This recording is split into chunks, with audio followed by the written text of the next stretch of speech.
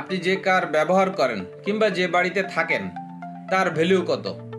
যে কোনো কার ডিলার কিংবা প্রপার্টি এজেন্ট বলে দিতে পারবে আপনার কার কিংবা বাড়ির ভ্যালু কত, কিন্তু কোনো ডিলার্স কিংবা এজেন্ট বলতে পারবে না যে আপনার ভ্যালু কত। চলুন দেখি আপনার কাছে আপনার ভ্যালু কত। আমরা 6 ধরনের মানুষের কাছে জিজ্ঞেস করেছি যে আপনার কাছে আপনার ভ্যালু কত। চলুন আমরা তাদের উত্তর দেখে নিই। প্রথম ব্যক্তি, আমার ভ্যালু প্রতি মাসে 20,000 টাকা। 20,000 টাকা আসলেই আমার জন্য এনাফ।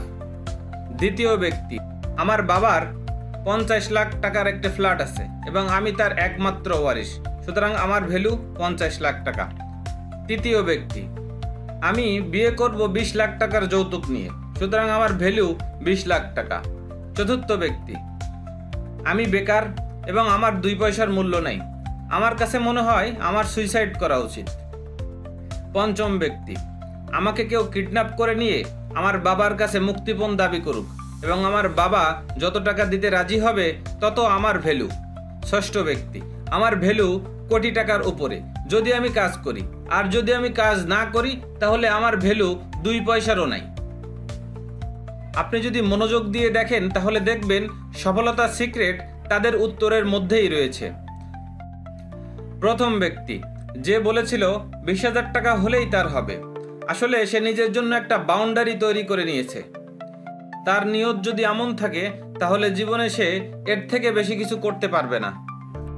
দ্বিতীয় ব্যক্তি, যে তার বাপের ফ্ল্যাটের দিকে তাকিয়ে আছে, এই ফ্ল্যাটটি তার হাতছাড়া হয়ে গেলে তার 2 পয়সারও মূল্য থাকবে না।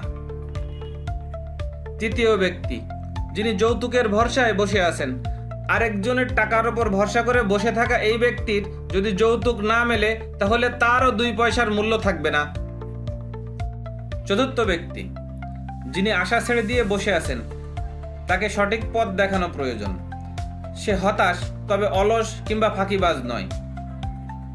পঞ্চম ব্যক্তি, যিনি নিজেকে কিডন্যাপ করাতে চান, তিনি নিজেকে মনে করেন তিনি তার বংশে জন্মগ্রহণ করে এহসান করেছেন। ষষ্ঠ ব্যক্তি, যিনি সবথেকে মূল্যবান কথা বলেছেন, তার মূল্য কোটি টাকার উপরে, যে তার অধিকার শুধু তারই আছে, কারণ তিনি মনে করেন আমি কাজ করলে কোটি টাকার উপরে আয় করা সম্ভব।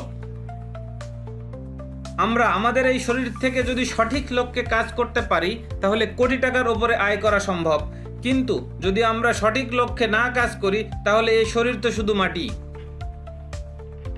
মনে রাখবেন, কোনো কিছুর ভ্যালু কাঁচামাল থেকে বোঝা যায় না, বরং কাঁচামাল থেকে আপনি কি বানাতে পারবেন তার উপর ডিপেন্ড করে তার ভ্যালু। পেইন্টিংয়ের জন্য কি দরকার? রং, ব্রাশ কিংবা ক্যানভাস, এগুলো তো 500 কিংবা 1000 টাকার মধ্যে কেনা যায়, কিন্তু এটা থেকে যে পেইন্টিং তৈরি হয় তা লক্ষ কিংবা কোটি টাকার ওপরে বিক্রি করা সম্ভব। পেইন্টিংয়ের ভ্যালু রং কিংবা ব্রাশ কিংবা ক্যানভাস ডিসাইড করে না, পেইন্টিংয়ের ভ্যালু ডিসাইড করে আর্টিস্ট এর ক্রিয়েটিভিটি, তার ইমাজিনেশন, তার প্র্যাকটিস এবং তার এফোর্ট। যেমন আপনার বড় এফোর্ট, যেমন আপনার বড় ইমাজিনেশন, ঠিক তেমন বড় মাপের ছবি তৈরি করা সম্ভব। এখন আপনার কাছে আমার প্রশ্ন, আপনি আপনাকে চিনেন? আপনি আপনাকে জানেন? আপনি হয়তো বলবেন, হ্যাঁ অবশ্যই আমি আমাকে চিনি, আমার নাম রফিকুল, আমার বাবার নাম শফিকুল এবং আমি এই চাকরি করি, আমার বেতন লাখ টাকার উপরে। এই ভিডিওর পর আপনি অবশ্যই ভাববেন আপনি কেন এই পৃথিবীতে আসছেন, সৃষ্টিকর্তা আপনাকে কেন এই পৃথিবীতে পাঠিয়েছেন। আপনি জেনুইনলি ভাববেন সৃষ্টিকর্তা আপনাকে মানুষই কেন বানিয়েছেন, কুকুর, বিড়াল কিংবা ভেড়া, বকরি বানিয়ে তো পাঠাতে পারতেন। সৃষ্টিকর্তা প্রতিটি মানুষকে পৃথিবীতে কোনো না কোনো কাজেই পাঠিয়েছেন, পৃথিবীতে এমনি এমনিই পাঠাননি। যে তুই দুনিয়াতে যা, একজন আরেকজনকে গালি দে, একজন অন্যায় করে আরেকজনের উপর দোষ চাপিয়ে এবং দিন শেষে আমার কাছে ফিরে আয়, আমি তোর জন্য জান্নাত খুলে রাখছি।